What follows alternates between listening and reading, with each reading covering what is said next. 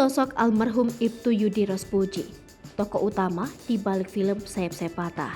Film Sayap Sayap Patah akhirnya telah rilis di seluruh bioskop Indonesia sejak Jumat 18 Agustus 2022. Film ini menceritakan tentang peristiwa tragedi berdarah Makobrimob tahun 2018 yang memakan korban, salah satunya adalah sosok Ibtu Yudi Rospuji yang menjadi inspirasi lahirnya film tersebut. Diketahui bahwa Denny Siregar, selalu produser film Sayap Sayap Patah, mengaku terinspirasi dari profil almarhum Ibtu Yudi Rospuji.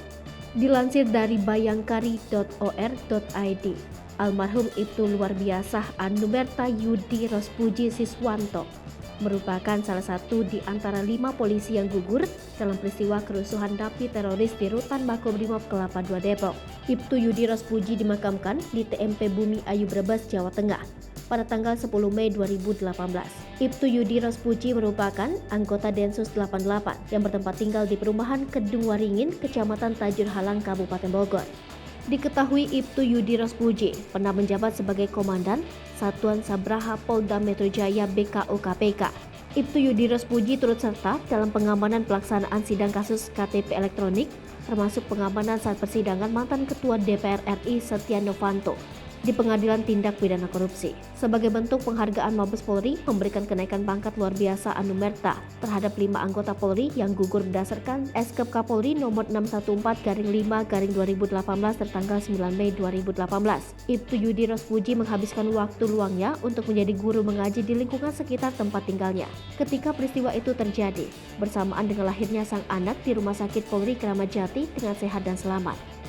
Kisah ini menginspirasi Denny Siregar untuk menjadi dasar lahirnya film Sayap Sayap Patah yang kini telah tayang di seluruh bioskop Indonesia.